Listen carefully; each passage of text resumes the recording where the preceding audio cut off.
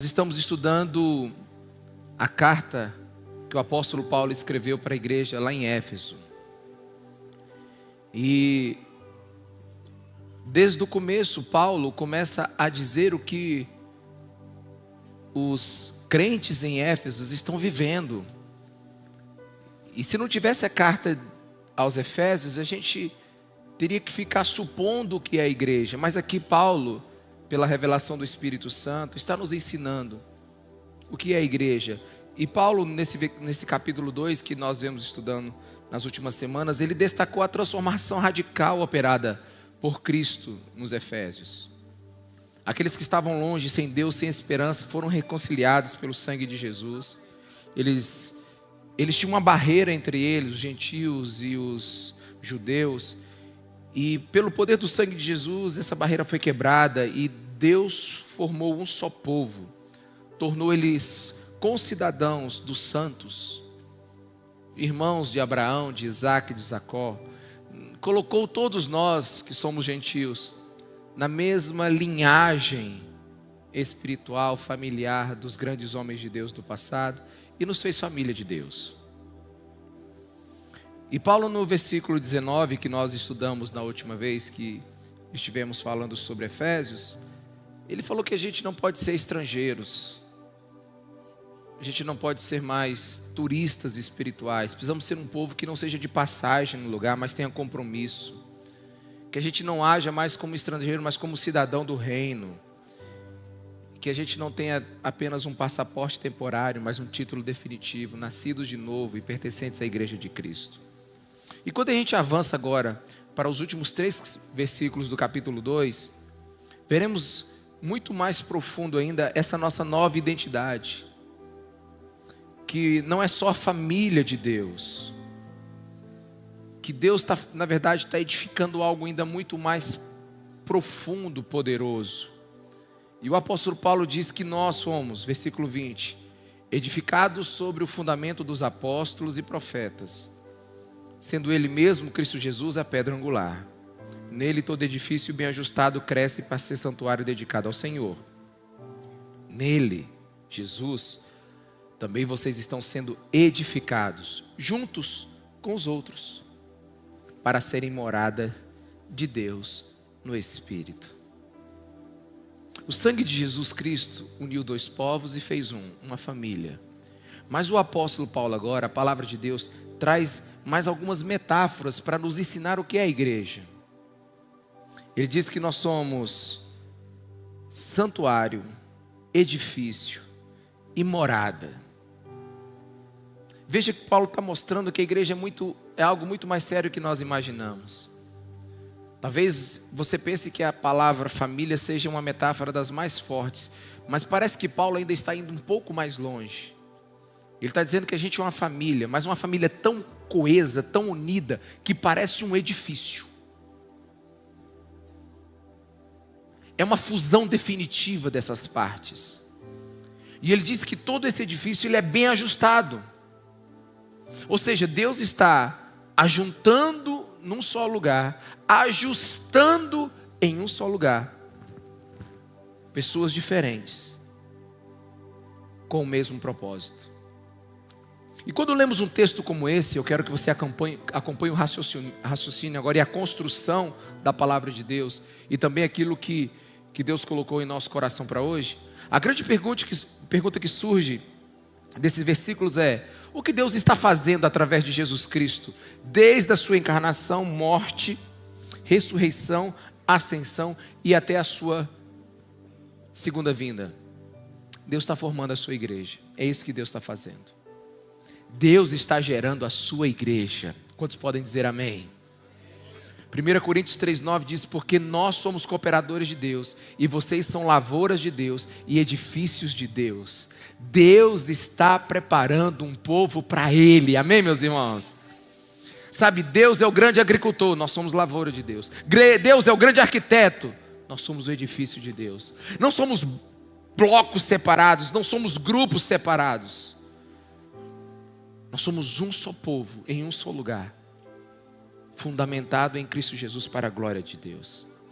E por que Paulo diz isso? Porque na igreja de Corintos, estava acontecendo divisão. E ele diz que lá em Coríntios, em 1 Coríntios capítulo 3, a partir do versículo 4, ele diz assim, quando alguém diz, eu sou de Paulo, outro diz, eu sou de Apolo, não é evidente que vocês andam segundo os padrões humanos? Quem é Apolo e quem é Paulo? São servos por meio de quem vocês creram, isto conforme o Senhor concedeu a cada um. Eu plantei, Apolo regou, mas o crescimento vem de Deus, de modo que nem o que planta é alguma coisa e nem o que rega, mas Deus que dá o crescimento. O que Paulo está dizendo aqui? Quem dá o crescimento, quem gera a igreja é Deus. E se quem gera a igreja é Deus, Ele está fazendo um só povo para Ele não está fazendo vários povos. A igreja não é uma Champions League onde você bota uma camiseta personalizada do seu time ou do seu pastor e diz, eu sou de Paulo, eu sou de Apolo, eu sou de tal lugar. Não. Meus irmãos, a igreja não é um lugar de divisões. Quantos podem dizer amém? Não é lugar para egos inflados, não é lugar para estrelas. Só tem um aqui que é grande, é o nome de Jesus Cristo de Nazaré. Paulo plantou, Apolo regou, mas quem deu o crescimento foi Deus. Somos operários da obra. Ninguém é patrão aqui. Somos lavouras de Deus. Ninguém é dono da plantação. Somos edifício de Deus. Ninguém aqui é o arquiteto-chefe. Aleluia. Não há maiores na igreja. Não há ungidões. Somos um edifício que Deus está levantando. A igreja tem um só nome, Jesus. A igreja, o reino tem um só rei, Jesus. A obra tem um só dono, Jesus Cristo. E nós somos edificados em quem? O versículo 20 diz que nós somos edificados sobre o fundamento dos apóstolos e profetas, sendo Ele mesmo, Cristo Jesus, a pedra angular. Eu vou desenvolver melhor esse texto lá na frente, mas agora eu quero dizer algo. Jesus é o alicerce, o pilar e a base. Sem Ele tudo despenca. Isso quer dizer que é a pedra mais importante da construção, a que sustenta todas as coisas, é Cristo Jesus. E aqui vai um conselho bíblico. Se você quer construir a sua vida sem Ele, mais cedo ou mais tarde, tudo vai ruir, tudo vai cair. Apóstolo Paulo em 1 Coríntios capítulo 3, versículo 11, diz que ninguém pode lançar outro fundamento além do que foi posto, qual? Jesus Cristo. A igreja é fundamentada nele, nós somos fundamentados nele. Presta atenção no que eu vou lhe dizer. Se você construir a sua fé baseada em líderes humanos, vai cair. Se você construir no dinheiro, no sucesso, no status, vai ruir. Se você construir a sua vida com base nas suas emoções e experiências, vai desmoronar. Agora, se Jesus for a base da sua vida, da sua fé, a base da igreja, nada pode derrubar. Tudo se torna inabalável quando a rocha é Jesus Cristo de Nazaré. Vai vir crise? Sim. Vai vir problema? Sim. Perseguição? Sim. Mas vamos permanecer firmes, porque Ele é a pedra que nos sustenta. Agora, se Deus está construindo um edifício, como é que Ele está construindo? Como é que Ele está construindo? A palavra de Deus lá diz em 1 Pedro que nós somos pedras vivas. Pedras vivas. Agora só, como é que o edifício de Deus está sendo construído? A primeira coisa que você vai entender é que dificilmente você vai ver, uma expressão bíblica dizendo que a gente é tijolo. Mas a Bíblia diz que a gente é pedra. Você sabe o que foi construído com tijolos bem feitinhos? Foi a Torre de Babel. Homem usa tijolos, Deus usa pedras. O que significa isso? Que Deus constrói com pessoas diferentes no mesmo lugar. Amém, meus irmãos? Sabe, essa parede assim certinha, só a gente que faz. É o homem que faz parede certinha. Deus constrói com cada um de nós, na nossa vida, nas nossas características, nas nossas esquisitices. E Ele monta então esse edifício. Nós somos essas pedras. E como é que Ele faz? Ele pega você e eu, da pedreira dessa vida, desse mundão, arranca de lá e vai colocando no edifício dele. Amém, meus irmãos? Jesus, de geração em geração, vai retirando essas pedras da grande pedreira do mundo, extraindo pedras que muitas vezes a gente pode olhar para elas e dizer assim, não tem valor nenhum. Mas Jesus, Ele sabe da utilidade de cada um daquele que Ele coloca no edifício chamado igreja. Esse é o chamado de Jesus. Sabe, Jesus está caminhando sobre os escombros desse mundo. Por isso, quando você for sair daqui, possivelmente você vai ver alguém no carnaval. Amanhã de manhã, talvez, quando você for comprar um pão, você vai ver alguém voltando da folia. E talvez você olhe assim, olha a situação dessa pessoa, deixa eu te dizer. Jesus caminha entre os escombros desse mundo, vasculhando as pedras brutas, rejeitadas e esquecidas. E com suas mãos calejadas, com seus olhos cheios de amor, Ele enxerga além das aparências. E Ele toca essas pedras que ninguém dá valor, essas pedras sujas, quebradas, sem forma, sabe, indefinidas. E Ele vê o que ninguém vê, pedras escuras, Ele lapida com a luz da sua graça. Pedras ásperas, como eu e você talvez, e Ele suavisa com o seu toque redentor. Pedras que eram esquecidas, e Ele então encaixa no seu edifício chamado igreja, pelo poder do sangue de Jesus Cristo. Qual é o fruto desse longo e paciente trabalho da graça de Deus? Sabe, a graça de Deus está construindo uma catedral invisível aos olhos do mundo, mas gloriosa aos olhos de Deus. Alguns pensam que a igreja é um amontoado de pedras esquisitas. Às vezes elas chegam assim, né? Quebradas, arrebentadas, cheias de amargura, salvas, mas num processo de santificação. Essa é a igreja. Não é, irmã? A gente não chega bonitinho. É por isso que tem uma argamassa chamada Espírito Santo de Deus que vem sobre nós e vai nos santificando, nos limpando.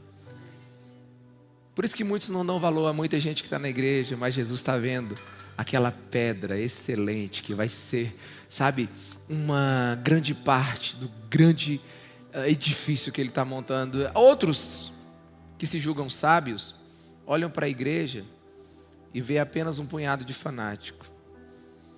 Mas essas pedras, elas estão clamando, essas pedras estão adorando. E um dia todo olho verá que essas pedras que foram edificadas no grande edifício de Deus, elas estavam adorando ao único que é digno e verdadeiro. Sabe, e Cristo vê uma igreja indestrutível. Sim, indestrutível, eterna. Crescendo pedra sobre pedra, até que o edifício esteja completo. Por quê? Porque Ele é a pedra angular. E aqui eu te pergunto, onde é que você está nessa construção? Você já faz parte dessa construção?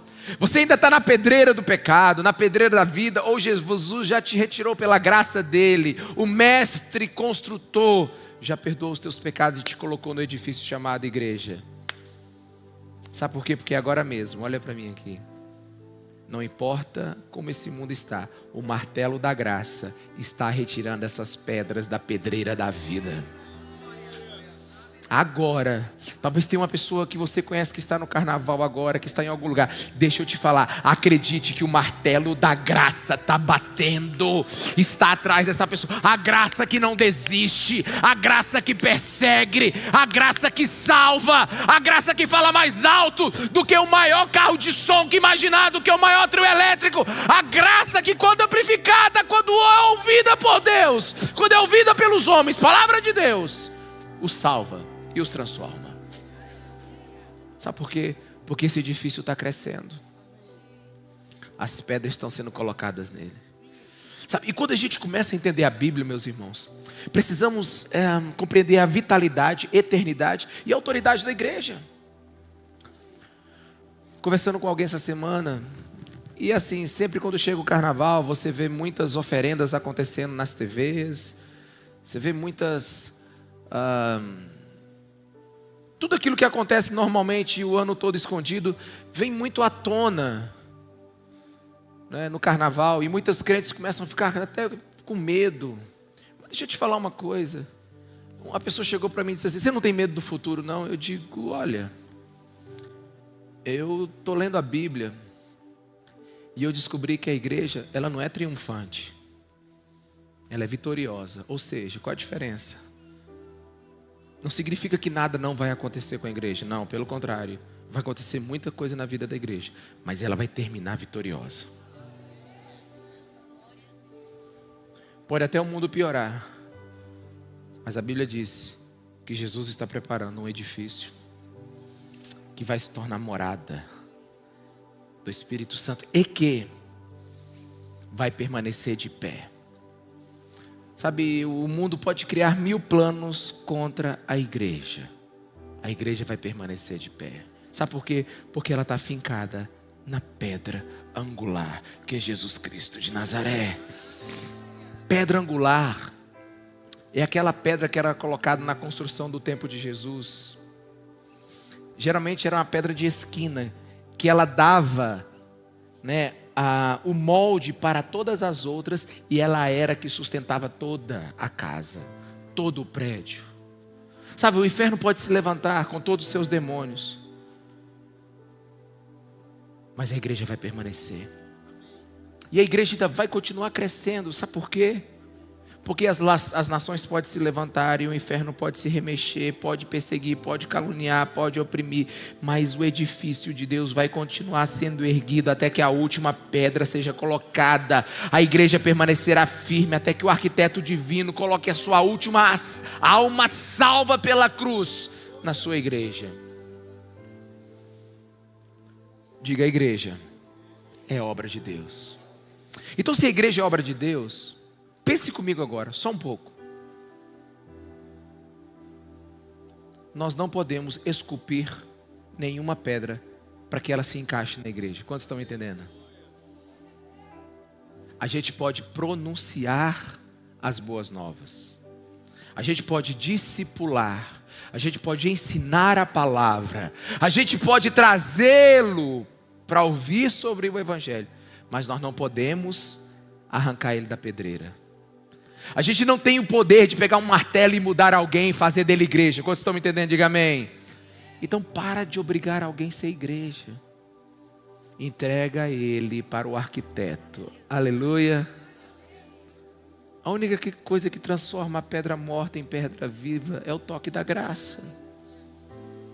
Por isso tem muita gente dando martelada em algumas pessoas para que elas se encaixem na igreja. Para com isso. Só ora, interceda e entrega ela para Jesus. E Ele vai tocar nela e vai transformá-la. E aí no versículo 21 ele diz assim: nele, Cristo, todo edifício bem ajustado cresce para ser um santuário dedicado ao Senhor. Olha só, a gente é família, a gente é um edifício, mas também é santuário. O que é santuário? Santuário é lugar santo.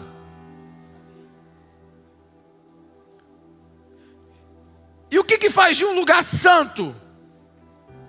Santidade é resultado da presença de Deus em um lugar. Você pode repetir isso? Santidade é resultado da presença de Deus em um lugar.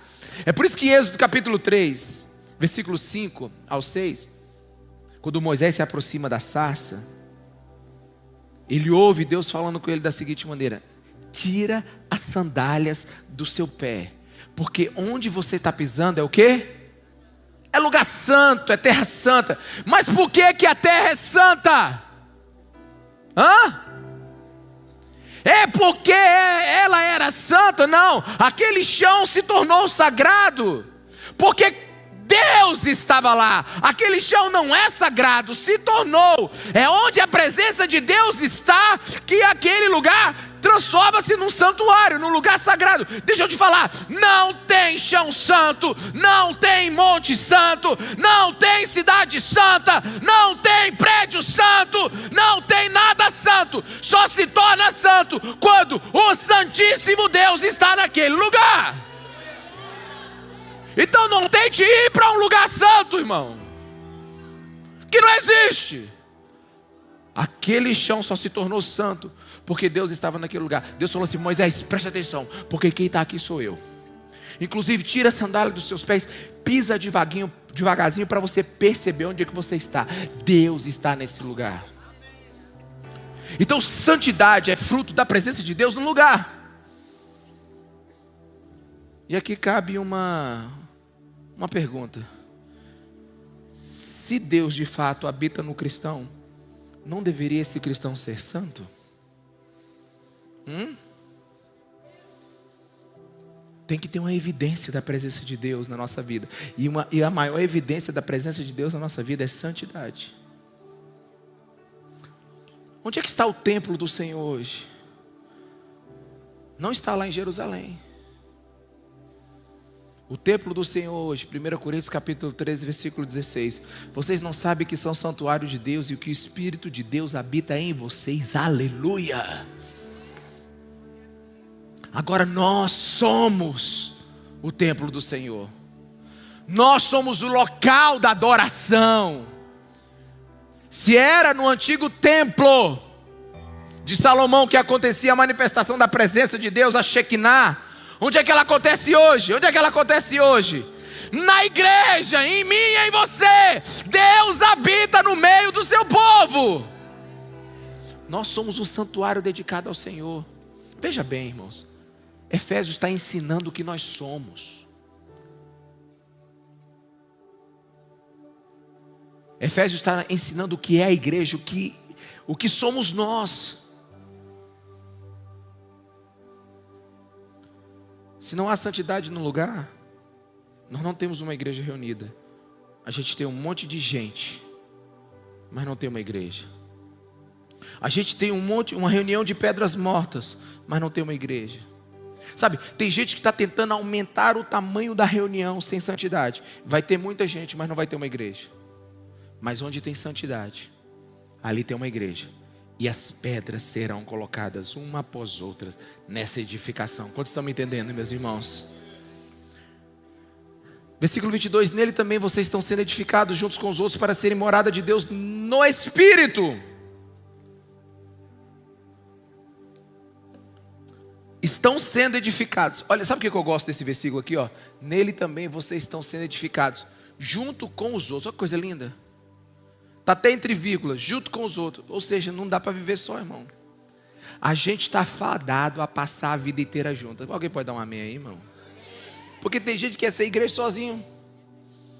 Cavaleiro solitário. Não tem jeito, irmão. Aqui, ó. Nele, Jesus, também vocês estão sendo edificados junto com os outros. Por que é junto com os outros, irmão? Qual é a melhor... Você sabe como é que uma pedra é colocada no lugar quando ela não cabe? É quando aí você faz uma fricçãozinha entre elas assim, ó. Né? O efeito lixa. Né? Tem um irmão que fala muito, o outro que fala bem pouquinho. Tem que ter paciência, não tem? Tem um irmão que, né, é espaçoso, o outro que... Pois é, efeito lixa. Aí vai se encaixando ali. Porque nós somos o edifício que não está pronto, que está em construção. Pedras diferentes de nós estão sendo acrescentadas até o retorno de Jesus. E elas estão sendo bem ajustadas, aleluia. É bem pertinho, irmão, uma da outra. Que coisa boa. Quanto mais você entender o que é a igreja, menos você vai sofrer.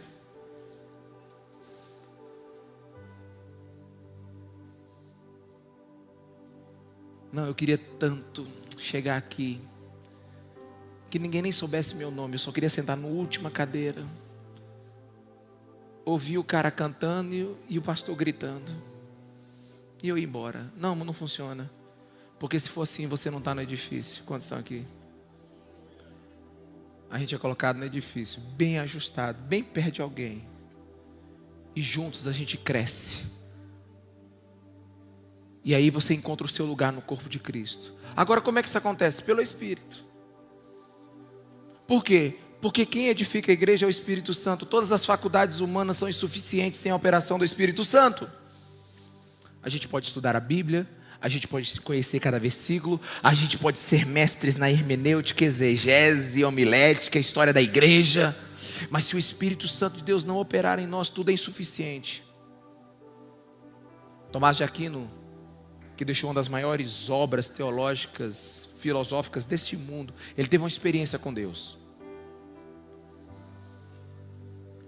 Uma experiência poderosa. E aí alguém perguntou para ele, acho que um dos seus alunos, falou assim: e aí, você vai terminar a sua obra? Ele disse: não posso. Ele disse: por quê? Porque eu tive uma experiência com ele tão grande, tão poderosa, que tudo que eu escrevi foi palha. Sabe, irmão, é isso. A gente precisa do Espírito Santo para nos levar a um lugar profundo em Deus. Sabe, o seu desejo, e você não sabe, é viver uma experiência tão tremenda com o Espírito Santo, uma revelação tão grande com Jesus Cristo de Nazaré, que você nunca mais vai ser o mesmo. É isso que você deseja, é por isso que você está sentado aí nesse lugar, é por isso que você ainda insiste em frequentar uma igreja, é por isso que você tem prazer em abrir a sua Bíblia, é por isso que você ainda está aqui. Nós não somos edificados por inteligência, por força, por moralidade, somos edificados pelo Espírito Santo. Quando Ele revela a pedra angular que é Jesus Cristo de Nazaré. Mas eu quero voltar no versículo, que eu passei por ele muito rápido, que é o versículo 20. Que diz assim: edificado sobre o fundamento dos apóstolos e profetas, sendo Ele mesmo, Cristo Jesus, a pedra angular. Esse versículo aqui ele é muito poderoso, porque ele diz qual é o fundamento da igreja. Sem o fundamento verdadeiro não pode haver a igreja verdadeira. Amém, meus irmãos? Então aqui eu quero começar agora a desenvolver um pensamento com você sobre esse versículo aqui. Qual é a principal diferença entre um cristão e um não cristão? Entre alguém que é a igreja e alguém que não está na igreja? A resposta é clara e rápida. É no que eles acreditam.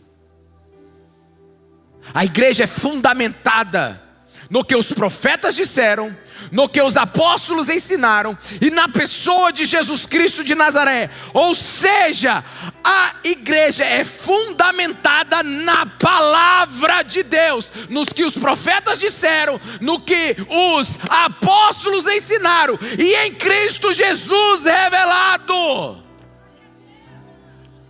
Então, todos os profetas, apóstolos, eles só tiveram uma intenção no coração deles: ver uma igreja completamente fundamentada em Cristo Jesus. Ou seja, a igreja tem dono, Cristo é o fundador e Ele que define o padrão da igreja. Agora a minha pergunta é: você acredita nisso? Você crê na palavra de Deus? Você crê no que os profetas falaram? Você crê no que os apóstolos ensinaram? Você crê que Cristo encarnou? Que Cristo morreu? Que Cristo ressuscitou? Que Cristo ascendeu aos céus? E que Cristo voltará? Você acredita em sua palavra? Porque se não acredita, você não faz parte desse edifício.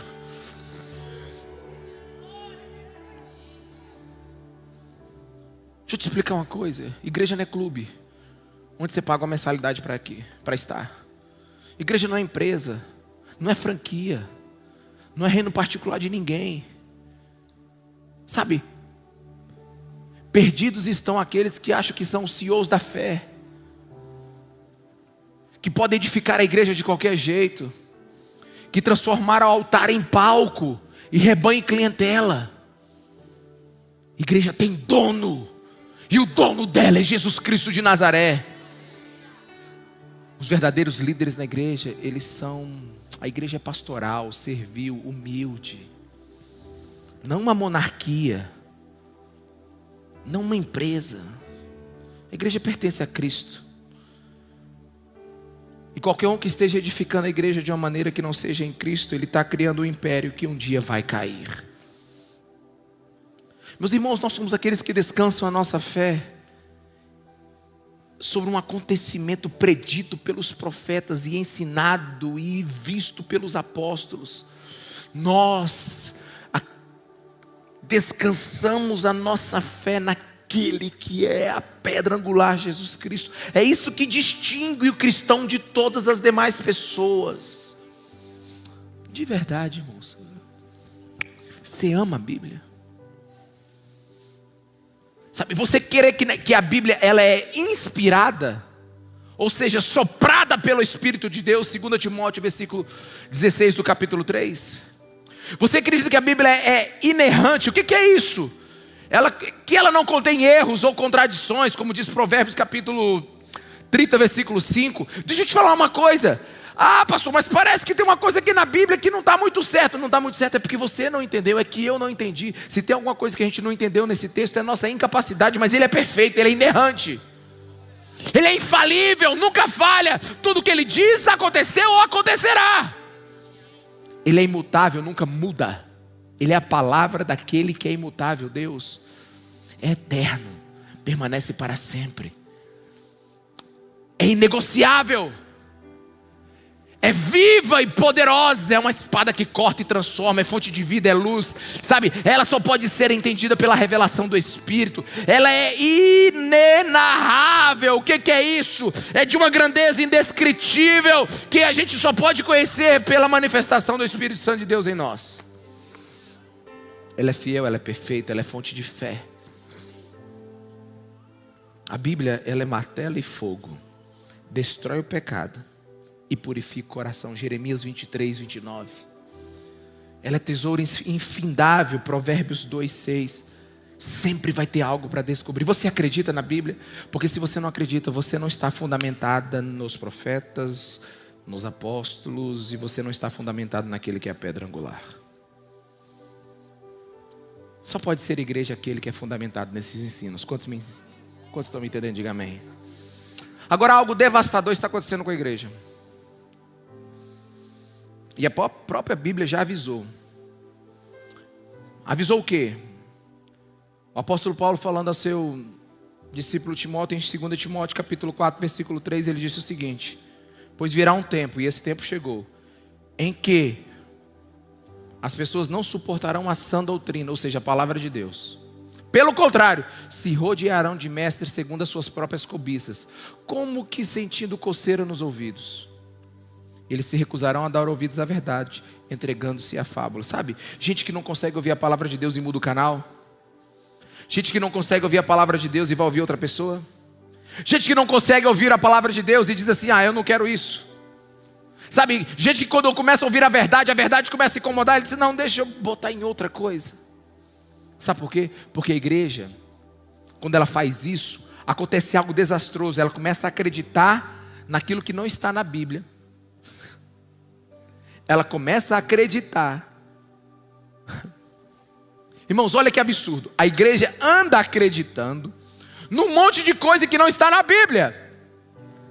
E não acredita num monte de coisa que na Bíblia está. Vou repetir. A igreja anda acreditando num monte de coisa que não está na Bíblia. E acredita num monte de coisa. E não acredita num monte de coisa que na Bíblia está. Deixa eu te explicar isso. Porque tem gente que trocou a palavra pelo entretenimento, tem gente que trocou a cruz pelo conforto, e tem gente que trocou a sã doutrina por uma autoajuda barata. Deixa eu te contar algumas coisas que a igreja acredita que não está na Bíblia. Por exemplo, teologia da prosperidade. Que Deus vai deixar todo mundo rico. Irmão, não está na Bíblia. Procura. Acorda logo para não ficar logo assim chateado com Jesus. Não, eu estou buscando Deus para dar melhorada na minha vida. Vai melhorar sim, você vai confessar os teus pecados, vai tomar a sua cruz, vai seguir Jesus, e um dia Ele vem te buscar para morar com Ele na eternidade. E pastor, e as outras coisas? Outras coisas eu não sei, irmão. Deus enriquece uns e não enriquece outros. Eu não gostei, Ele é Deus, vai conversar com Ele.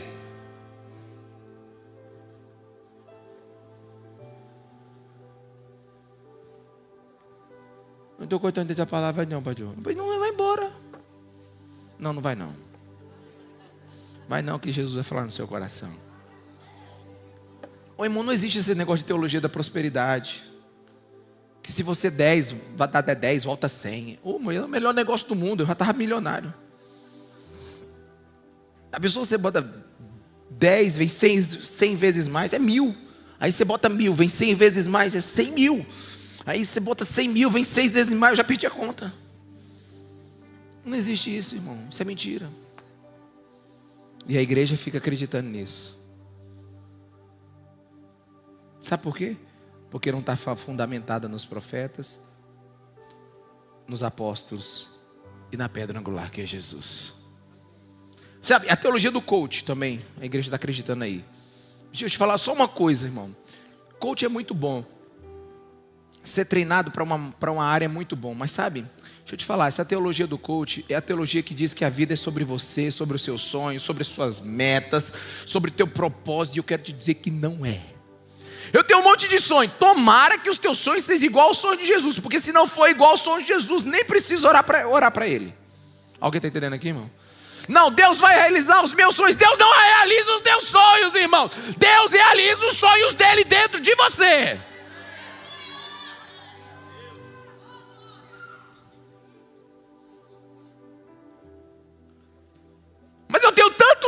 sonho. Pois é, se converte a Cristo que você vai começar a sonhar com os sonhos dele. Mas isso, a igreja está acreditando nisso. Sabe? E tem aquele povo ainda que acredita que pode decretar, já viu? Decreto. Irmão, você não decreta nada. Quem tem autoridade absoluta é só Jesus Cristo de Nazaré. Agora não estão entendendo aqui. Tem o povo que acredita no universalismo, que todo mundo vai para o céu. Que Cristo vai, sabe? Nem todos, né? Não. Deixa eu explicar isso para você. Já viu? Toda vez que morre alguém, ele se torna uma pessoa boa? Não viu? Né? Vai para o céu. Morreu um ator tal. Não, gente boa. Agora está lá na mesa de bar com Jesus no céu. Ah, irmão, pelo amor de Deus. Você sabe quem vai para o céu? É só quem creu em Jesus Cristo como Senhor e Salvador da sua vida. Então não existe esse negócio de universalismo. Né? A igreja acredita no tal do misticismo gospel, já viu? Deixa eu explicar uma coisa para você, igreja. Nós estamos fundamentados nos profetas, nos apóstolos e na pedra angular que é Jesus Cristo de Nazaré. Então oração não é feitiço, jejum não é barganha e palavra profética não substitui a Bíblia.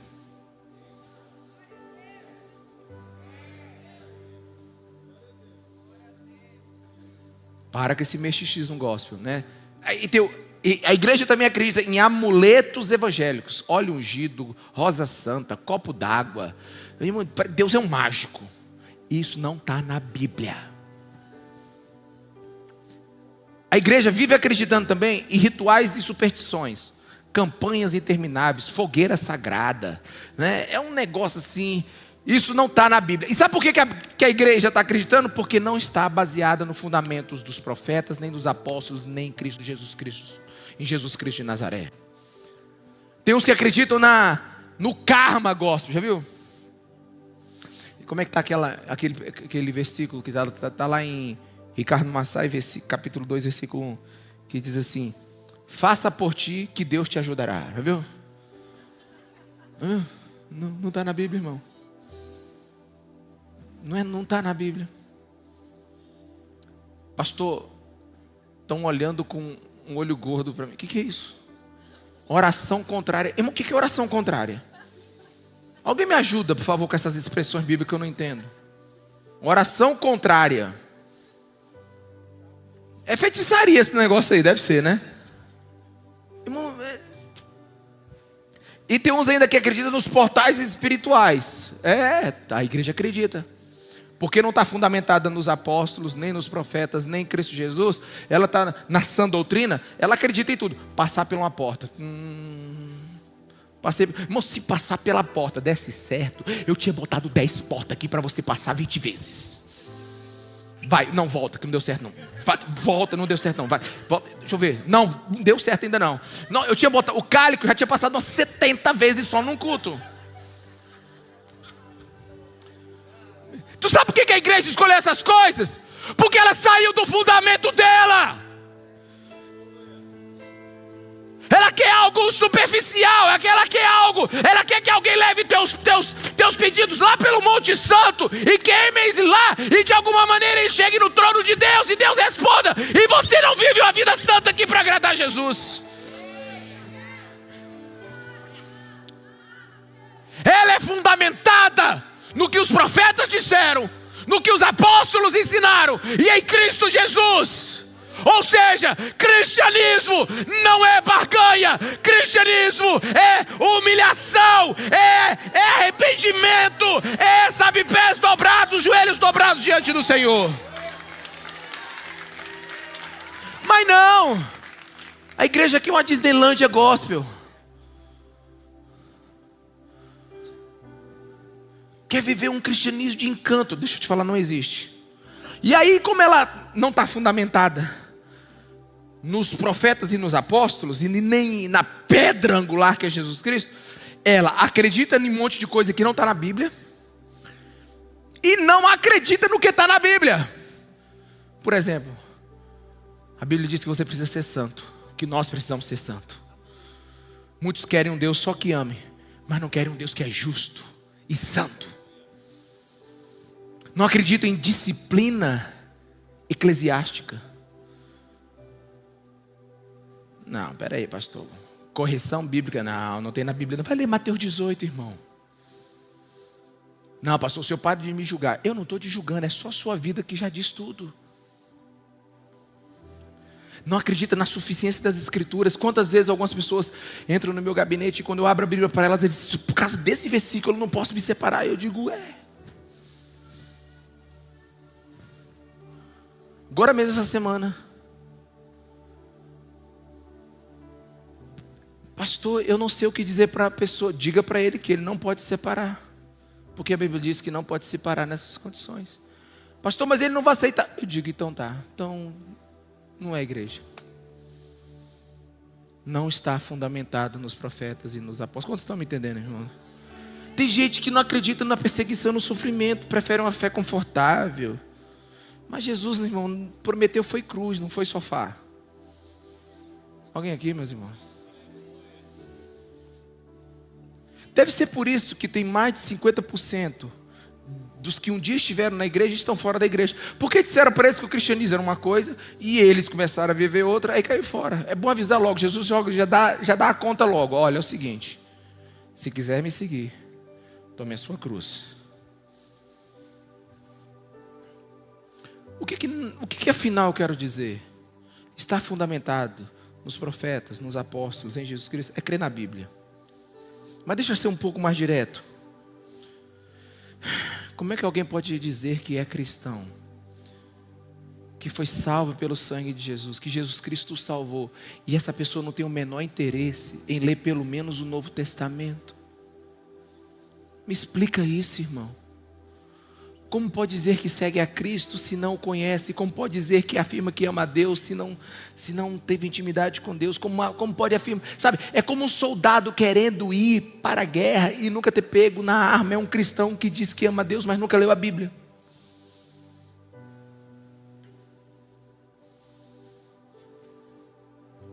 No que cremos, determina o que somos. Cristo é o centro da igreja. Isso não é um detalhe, isso não é um rodapé teológico, isso é o coração pulsante da igreja. A igreja não é um projeto humano, ela não é sustentada por estratégia, tradições, carismas, não, ela é edificada sobre um material, um fundamento muito precioso, nosso Senhor e Salvador Jesus Cristo. O fundador define o padrão, todas as outras pedras se ajustam a Jesus Cristo de Nazaré. Sem Ele não há alicerce, sem Ele não há crescimento, sem Ele não há igreja. Ele escolhe, Ele molda e Ele encaixa cada pedra. Tire Cristo, o edifício desaba. Tire Cristo, é uma reunião sem alma, sem vida. Então qual é a conclusão que eu chego? Há duas conclusões eu chego nesse sermão hoje. Primeira, se é Deus que dá o crescimento, se é Cristo que encaixa essas pedras na edificação, se é o Espírito Santo que transforma essa edificação em santuário, morada de Deus, se não somos nós que construímos a igreja, se a igreja não é invenção humana, se ela é obra de Deus, através de Jesus Cristo, pelo poder do Espírito Santo, então para quem a igreja é feita? Para quem, meus irmãos? Me ajuda aí. Para quem? Para Cristo. A igreja é para Cristo. Ou seja, traduzindo, não é para o nosso conforto, é para a morada de Deus. Aí vem alguns da igreja e dizem assim: não gostei do culto.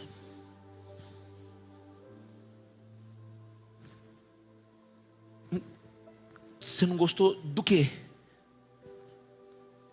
Então o culto é para você.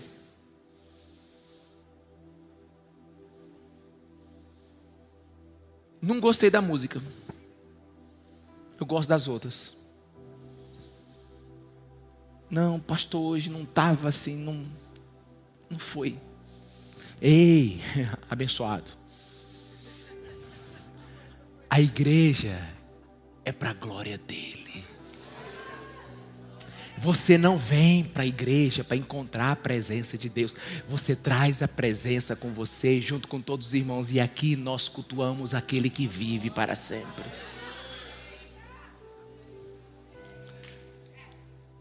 O templo nunca foi feito para você. O templo é de Deus. Então, se queremos uma igreja de verdade, a gente tem que parar de dizer assim: o que eu ganho vindo para essa igreja? Não, para de falar isso. Você tem que falar assim: Deus está aqui. Deus está aqui. Conclusão número 1. Igreja não é para homens, igreja é para Deus. Por isso, deixa eu te falar uma coisa. No dia que você estiver num lugar que se chama igreja, e tem eu acho, eu penso, é a minha experiência, e não tem o fundamento não tem a doutrina dos apóstolos, nem o fundamento baseado nos profetas e na pedra angular que é Jesus Cristo, esse lugar é um perigo para você. Os puritanos diziam assim: se o culto foi o suficiente bom para você sair sangrando, porque o chicote da palavra lhe pregou, saia de joelhos dando glória a Deus.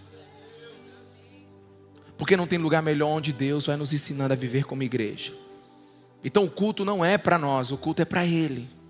Então a gente não vem aqui para saber se o culto foi bom, a gente vem aqui para cultuar aquele que sempre é bom. No dia que a gente entender isso, irmãos, a gente vai cantar Yahweh 2 horas seguidas, e o pastor não precisa nem pregar. Hoje mesmo não queria nem pregar no terceiro culto, ó. Queria só ficar cantando. Conclusão número 1, a igreja é para Ele. Conclusão número 2, deu para perceber que Deus nunca quis paredes, Ele quer pessoas? Alguém aqui, meus irmãos? Presta atenção, irmãos. Um dia a presença encheu o Éden, o jardim no Éden. Depois desceu no tabernáculo de Moisés. Depois habitou durante 30 e poucos anos na tenda de Davi. Depois tomou o templo de Salomão em glória. Mas tudo isso apontava para algo maior. Deus não queria tijolos, Ele queria corações, aleluia. E um dia a presença de Deus tabernaculou em Jesus Cristo de Nazaré. Jesus Cristo então morreu e ressuscitou e ascendeu aos céus. O Espírito Santo desceu e hoje nós somos moradas de Deus. Pelo sangue de Jesus, nos reconciliou com Deus e nos tornou agora o próprio santuário de Cristo. Onde é que Deus habita agora, meus irmãos? Em nós. Deus não habita numa cidade santa, Deus não habita num templo santo, Deus não habita num lugar santo, Deus habita no meio do seu povo, na igreja. Não é mais no Éden, não é mais no tabernáculo, não é no prédio, sabe? O novo templo não é um lugar, o novo templo é um povo, é uma nova humanidade, são os nascidos de novo, os regenerados. Jesus rasgou o véu, Jesus nos lavou com o seu sangue, Jesus nos encheu do Espírito Santo. Um dia nós éramos pedras mortas, vazias, quebradas, indignas, mas agora nós somos santuários dignos de Deus. Igreja não é um prédio, igreja é uma nova humanidade. Deus mora em nós. Sabe, meus irmãos, deixa eu te falar uma coisa: o maior absurdo do mundo é Deus morar em nós. É o maior absurdo do mundo.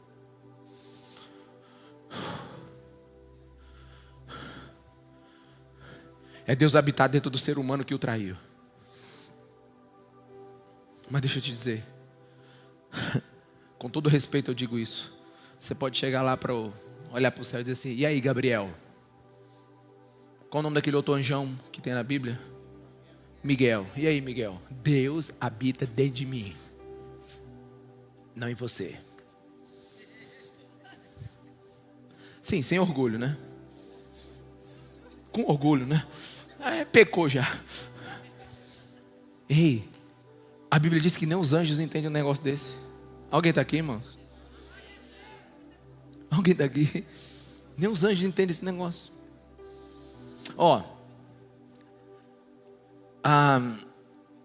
O maior templo da história humana não foi feito por mãos humanas, aleluia. É por isso que Deus não habita em templos de mãos feitos por mãos humanas, mas Deus habita num templo,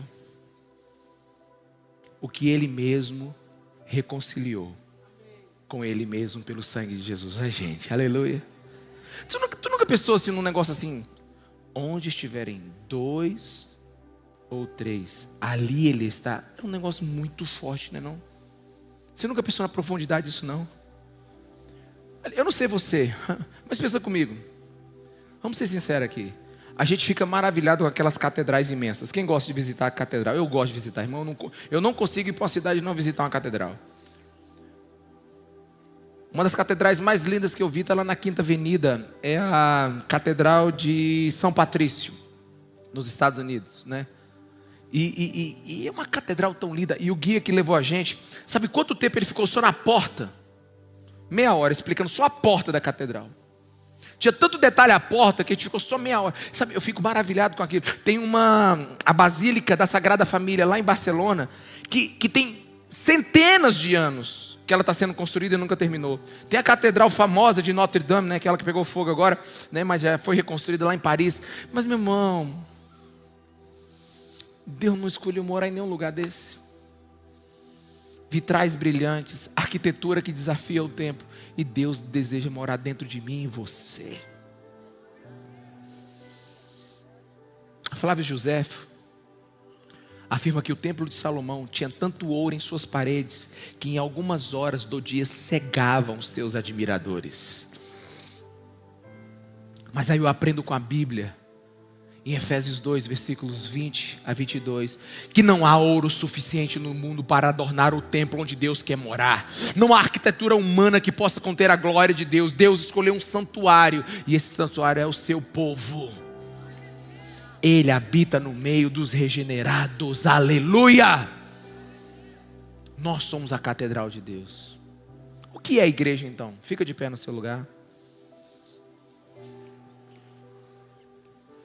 Igreja é a atividade de Deus em Cristo através do Espírito Santo, aleluia. A ação na igreja não é algo que criamos, mas é algo que nós somos incluídos nesse mover. É Deus que nos puxou para si.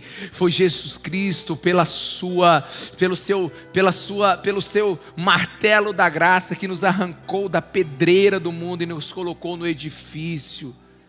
Foi Jesus que nos chamou. Deus nos alcançou. Jesus nos justificou. O Espírito está nos santificando. Igreja nunca foi projeto humano. Igreja não é determinado pelo que a gente faz, mas por aquilo que Deus fez. Igreja é muito mais que obras. Igreja é sua identidade. Nossa missão vem da nossa identidade. Deixa eu te explicar isso antes de nós terminarmos. Igreja não é um movimento social, mas toca a sociedade. Igreja não é um centro religioso, mas onde ela está tem adoração verdadeira. Igreja não é um sistema de moralidade, mas onde ela pisa, a cultura muda, o pecado recua e a santidade avança. Igreja é um santuário. É um templo vivo, santo, separado para Deus.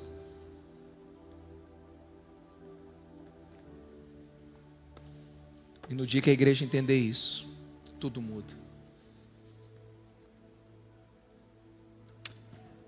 Se eu colocasse uma nota de R$2 no seu bolso, Madison,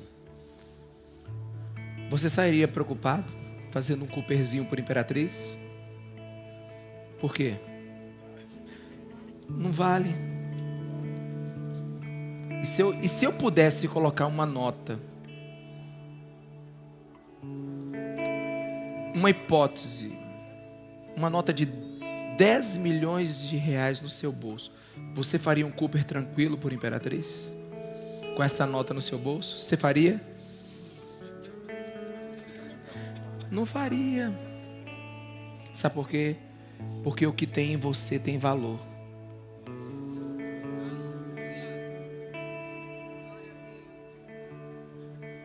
Quando a gente não sabe o que tem na gente, a gente nem se preocupa. Mas quando a gente sabe o que tem na gente, a gente anda cauteloso, anda com mais cuidado, anda com mais atenção, anda com prudência. Deixa eu te falar uma coisa. A igreja é um monte de vaso de barro com um tesouro dentro de nós. Por onde você andar, ande com cuidado. Porque você carrega a presença com você. Testemunha, porque o que tem dentro de você valeu foi o sangue de Jesus Cristo de Nazaré numa cruz. A gente não foi comprado por coisas corruptivas, ouro ou prata, mas nós somos comprados pela morte do Filho de Deus.